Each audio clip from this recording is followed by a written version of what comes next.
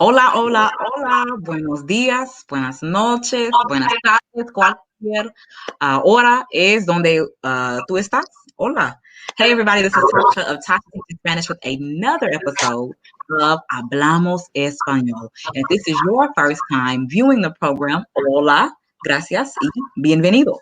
I appreciate you, but overall, the mission of Hablamos Español is to highlight individuals who contribute to the diversification of foreign language learning because so often people in general, and Black Americans in particular, think that it's limited to learn another language is limited to a certain group of people, and it's not. And we can as well acquire any other language we want to know. It's doable. And therefore, I bring you guests to bring that reality to life, for you to see a real life example of that. And so, esta noche, this night, we have Tia Javier. Hola, Tia. Hola. And so we're very happy to have you. I thank you again for taking out your time. And we're going to go ahead and dive in. So for you, the viewer, what we do every episode, cada episodio, is an introduction. The guest introduces themselves in Espanol. And so that's why it's your opportunity to see what do you know, what don't you know, because most people know more Spanish than they realize. So this gives you a chance to try it out a bit. And then at the end, I'll ask her the same question. She'll give the same introduction, but this time at that time in English, and then you'll get confirmation. So here we go. Pues sabemos que tu nombre es Tia Javier, pero ¿de dónde eres? Yo soy de Richmond, Virginia. Ok. ¿Y vives ahí ahora? Sí. Ok, muy bien. ¿Y tu trabajo o trabajos? ¿Qué son? Yo soy profesora y también soy patóloga del habla. Ok. Muy bien. ¿Cuáles son tus pasatiempos? Bueno, la verdad es que yo trabajo mucho y no tengo tanto tiempo, pero cuando tengo tiempo libre me gusta pasar tiempo con mi familia, pero algo en particular que a mí me gusta hacer es pescar. Oh, muy tranquilo. Ok. Y la última pregunta, tu canción favorita de español y cantante en español, los dos. Bueno, me gusta, no tengo una canción favorita, la verdad es que hoy en día no escucho tanta música, pero me gusta mucho la bachata y mi artista favorito es Romeo Santos. ¡Uh! Sí, qué guapo. Él es mi heartthrob. Ay, ay, ay. Okay, el fin. All right, well, that was great, Tia. And so for you, the viewer, stick around. So at the end, you can see what did you get, what did you not get. But let's dive on in and start at the beginning, Tia. How in the world did you end up learning Espanol? So I learned Spanish when I was 12 years old. I started in the 7th grade. And I would say it took me about 2 years to become fluent. I would just, whenever I saw someone who I thought spoke Spanish, just insert myself and speak with them. In the beginning, a lot of people used to like laugh and joke and things like that. I continued from 7th grade to 12th grade in Spanish.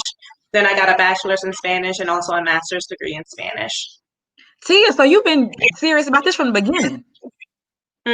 Yep. Wow. And I guess just at the heart of you, you're a confident person. Because what 7th grader, going up to people they don't know just to speak another language, that's real bold, but that must just be your personality trait. Yeah, it is. Yeah, I believe it. I believe it. Well, that is really cool. So, and also let me ask you this, because most people, we had to take it. It was mandated. Was it a choice for you in the school you went to, or you just had to take Spanish anyway? It was a choice. We could choose between Spanish, French, and I forgot the other languages. But something that at first, what I wanted to do was learn Spanish because I didn't want my mom to know what I was talking about on the phone. But what really got me into Spanish was one time I was in the 7th grade. I was at a host family that was there that couldn't speak English. And with the little bit of Spanish I knew, I was able to help them. And I was like, wow, like this is powerful. So, and I'm just a lover of people and different cultures anyway. So that kind of is what drove me to that. And then when I got into high school and found out about Afro Latinos, then my mind was just like, and here I am. That is beautiful. Is there, especially being so young, I think that's a tender age in general, but it's learning something new. A teacher has a large role. So was there a particular teacher you had during that time that was really helpful, or not really? You just had to rely on your own interest? Yeah, so from seventh grade to 12th grade, I had two different teachers. And my seventh grade teacher, something that really stood out to me was I was telling her about a time when I was speaking with someone, and I told them that, oh, yeah, I was talking to this Mexican person. And then she asked me, how did you know that this person was from Mexico? And a thing. So I was like, oh, you're right. So I just started getting more into the Latin culture, learning more, and absolutely loved it. That's beautiful. Ooh, just a nice, genuine, pure interest, and you Yes. went so far with it. That's wonderful. So you already mentioned the ways in which you learn, starting in school, then pursuing 2 degrees in it. Yes. Um, so bringing it up to today and to now, how do you keep your language skills fresh and sharp? So my husband is from the Dominican Republic, and we speak Spanish at home. So I travel to the Dominican Republic all the time. My kids speak Spanish as well. So my life has pretty much been the life of a Hispanic since been with my husband 10 years now. So I speak Spanish every day, and also I use Spanish in my job. Ooh, it's just all around you in todos lados. All right, well that's wonderful. I used to when I was young, I first started learning. I said I need a Latino husband so I could just have it all the time, but it just didn't work out that way, sadly. With your husband being from the Dominican Republic, how did you all meet? We met in school. Oh, okay. Hmm. All right, next up. So thinking back to 7th grade or any other period, but whenever you were in the beginning stages, what was most difficult when you first started learning Spanish? Um, I would say the expression piece of it. So I was at a point where I could understand a lot, but my expressive language was a little bit limited. So that was one thing. But again, I am pretty bold, so I would just talk to people.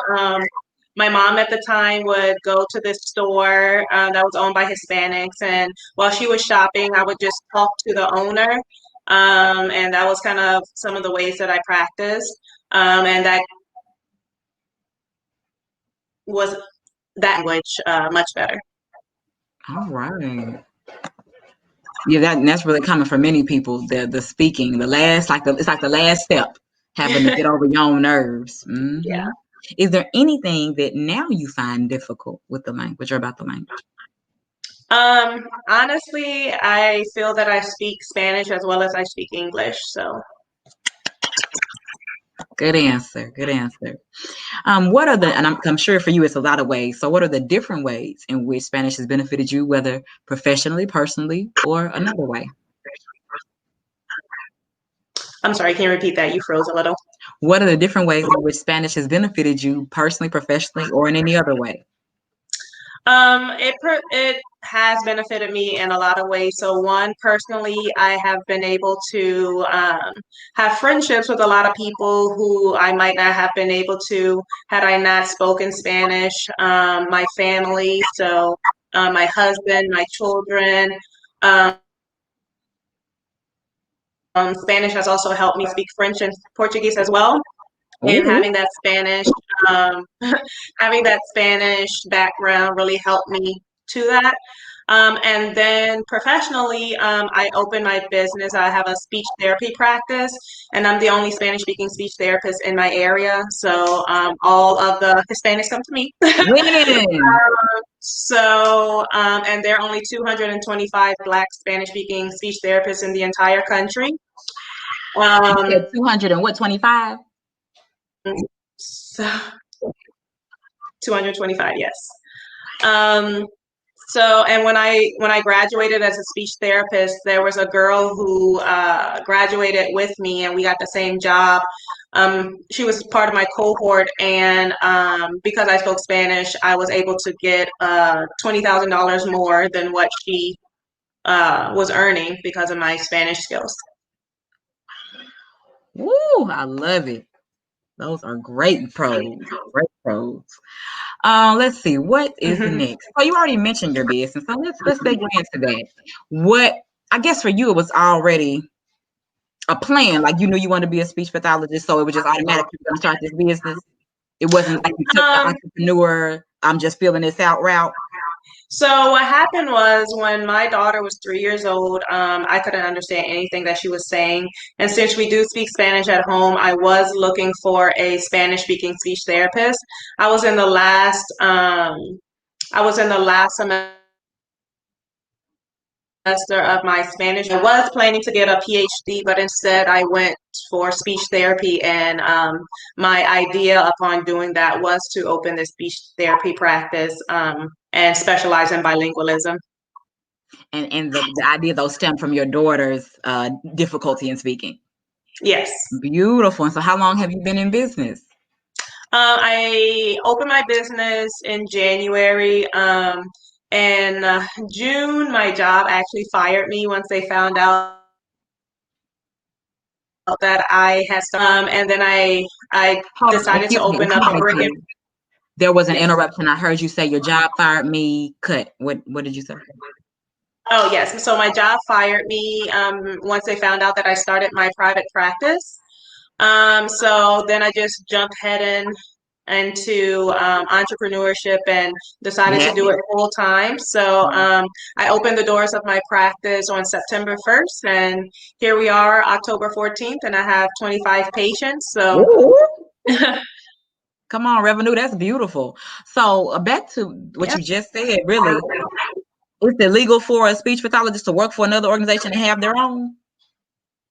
It wasn't illegal, but I think that they kind of saw the value in me because, again, Mm. I'm the only Spanish-speaking speech therapist, and they just didn't like that. They gave me the ultimatum to either stop doing my speech practice on the side, which I was just building it up at the time, not seeing patients or anything. So they told me that I need to stop that or I would get fired, and I knew my worth, so I dismissed. And I don't know, I'm not gonna get too deep or religious or spiritual here, but it's just so amazing the power that people think they have over you. Like that was supposed to stop you when obviously Yeah, you're now it's like they pushed you in a good way, like pushing you towards what you were meant to do. Like yeah, and exactly. I guess they assume you I'm gonna quit they're gonna fire me and I'm gonna fail. No, just Yeah, you're gonna fire me, I'm gonna keep doing well. Just it's not yeah. registering. Woo! But anyway, I that's a great story, and I'm very glad to hear about your success. Very glad to hear about that. So, oh, now you answered the question I was going to ask in a way. So I asked just about all of my guests. People automatically assume you're going to make a lot of money by being bilingual, but that connects to what you just said about you and a cohort graduated, same job, but you got $20,000 more. So for you, it did make a difference. Okay, hmm wonderful. Um, I've had other jobs though that I wouldn't get as much money. I think it kind of depends on what the area that you're going to be working in, because let's say if you're like they can find a lot of people who speak Spanish, but if you have more specialized skills, kind of like speech therapy, so speech pathologists are already, there are not a lot of us anyway in the country, so someone who is bilingual and speaks Spanish, that is something else. So if you can find a career where there are not a lot of people who speak Spanish, then you will get, compensated for that bilingualism, but some other jobs you may not.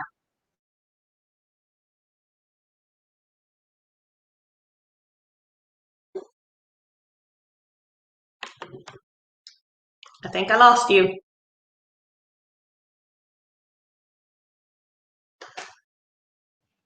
Good point. Good point. Okay, we're back. You hear me? Yes, now I can. Yes. Okay, sorry about that disruption. But you already mentioned this kind of in your earlier years when you were a girl, but maybe this question could relate to your adulthood, whatever point you choose. How do, or how have, in general, Latinos responded when you started speaking Spanish? When I started speaking Spanish, in the beginning, they would kind of laugh at me because my accent wasn't the best. The words that I were using were very kind of like words that you don't use. I remember using que barbaridad a lot, which was something that I learned, but years after that, I hardly hear anyone use that. So in the beginning, now other Latinos automatically assume that I'm Dominican or I'm from some Spanish-speaking country that has a lot of Black people. Some still though, like a lot of Central Americans or people who don't have that many Black people in their country, they get really surprised when they see a Black person speaking Spanish. And that even goes the same for my husband, who's a Black Dominican, and he's a native Spanish speaker, and he still gets surprised looks when he speaks Spanish. Wow. So that just goes to that person's lack of knowledge of Afro Latinos. Yes. Our guest Yes. last week mentioned that in his job, he'll be interpreting for people, and they'll be like, "Oh, Black people speak Spanish." So yeah, sounds familiar. All Mm-hmm. righty. Now, on the flip side, how do Black Americans or European Americans respond when you speak Spanish now?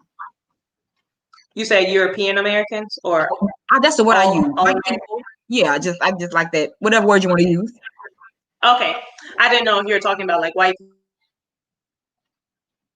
and Black people. They just are very surprised. They're kind of in the group of people who don't know that there are a lot of Black Spanish speakers. Yeah. So I get more surprised looks, I guess, from Americans than I do Hispanics. Because to some degree they know that there are Black Hispanics or Black people who speak Spanish, but a lot of Americans would look at me like, oh my gosh, like I have two heads. And then I actually had someone ask me before, and I was speaking French. So that Excuse me. was They asked you what? if I was African and if I was speaking French. Wow, they don't know what Spanish sounds like. Wow. Yes. And you know what? Since you mentioned that earlier, you did say that you speak French and Portuguese. Do I have that right? Yes. This is so great. Now, with those paths, I won't go too long into that, but I'm just interested. You just picked them up because you wanted to, or did you find another need in your life for those other languages? I picked them up.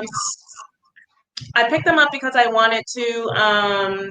Like I said, I really love language and different people. So when I got into college, I took 4 years of French, and then I took 1 year of Portuguese. Portuguese is so similar to Spanish that 1 year is kind of all that it took for me to be able to kind of hold conversations with people. And this is while you were in college for a degree in Spanish. Yes. How this is, and also let me clarify a point you made earlier. You said it took you 2 years to become fluent. So that means you were fluent in ninth grade? Yes. So by the time I was in high school, I was fluent, and when I was in college, I was fluent. So I, yeah. This is beautiful. I'm sure. I mean, I don't know. How did your family respond? Like, I'd be very proud of my child doing this on their own. How did your family respond to all of this, especially in the beginning? Uh-oh. Come on back. Come on back. Come on back. I'm sorry. We got disconnected again. I Yes, connect ma'am. to a different source, so hopefully it works out a Yes, little ma'am. bit better. But my Yes. family, they really didn't respond with any negativity or anything like that. They are kind of impressed that I was able to learn Spanish. And my siblings kind of follow behind, especially my sister. My sister speaks Spanish, not as well as I do, but she speaks enough Spanish, and she has a 2-year-old son that only speaks Spanish because of Oh, she has taught him. Um, so we kind of really embrace other people and the language itself. yes. And did your parents or whoever you raised you, did they ever try to show you off a lot growing up? Like, Tia, come here, come here. Oh yeah. So that is one thing that my family would do. They would just say, "Okay, well, she speaks Spanish. Say something," and I'm like, "Hola," Um. So yeah, they do that a lot. Okay, well, we are winding down, but this has been great. Like, this is such a nice story, beautiful story. How you really made a life out of this just by your genuine grit and own desire and pursuit. But we're winding down. All right, so to anybody who is watching and they say they want to learn, what do you think are some good first steps? And maybe can or don't want to go to college for it, or there may be some barriers, there may not be, but just some nice generic advice for those who are interested in learning. So as a speech pathologist and a Spanish professor, I actually have been teaching Spanish since I was 15 years old. Um, and what I would recommend is to let go of some biases and really immerse yourself in the culture and immerse yourself in the language. So with me, what is kind of surprising for a lot of people is Richmond. We now have a very big Hispanic population, but before, when I was learning Spanish, it wasn't that big. So the fact that I became fluent in that little bit of time, a lot of people find that surprising. But what really made me do that was immersing myself in the culture. So someone who will want to learn Spanish, first off, Spanish is a very easy language to learn. It can be learned in as little as 6 months with consistent input, but it's a really easy language. I would say to listen to music, to sing along to lyrics, look at television for that input if you don't have it anywhere else, and to practice. So now, with social media, we can easily find others on the internet that we can practice with. So doing all those components of how even we learned our first language with listening, practicing, and having all that input is the suggestion that I would have for people who want to learn Spanish or any language for that matter. Okay, sounds good. Is there anything else you would like to add? A funny story or another piece of advice? Anything at all? Yes. So once I was in New York with my husband, and we were in a taxi, and the driver was from the Dominican Republic. So my husband, he came to the United States when he was 21 years old. He's 36 now. So Spanish was his first language. He has a super thick accent now, and we were in the back of the taxi, and the Dominican driver said, "Okay, I know that she's Dominican, but where are you from?" So I found that hilarious because, I'm here, the American, who speaks Spanish, and my husband is the Dominican, and this man thinks I'm Dominican when it's really my husband. Wow. Also, though, before we end, you said you've been teaching since you were 15. How is that? In what way? Just on your Um, own?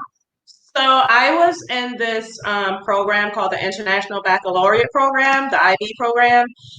And we were required to do what's called a personal project in the 10th grade. And my project was what I wanted to do. I was teaching English and Spanish, and I was in the newspaper for it as well. And since then, I have just been teaching people. And as part of my speech therapy business, I also have a language learning component. So I kind of have been doing things on my own with teaching Spanish. And then about 5 years ago, I was hired as a Spanish professor. And then recently with my business, I also teach Woo! Tia, you are on fire. This Spanish. is great. Well, that's it as far as the questions go. So now let me ask you these same introductory questions so you, the viewer, hope you're still watching, can see what you caught in the beginning. All right. But did Tia not give us some great nuggets or some great hope today? This has been wonderful. Let's see. So we know that your name is Tia Javier. So Tia, where are you from? I'm from Richmond, Virginia. And then I asked, do you still live there? Yes, I do. Okay. What is your job or your job? So what are your jobs?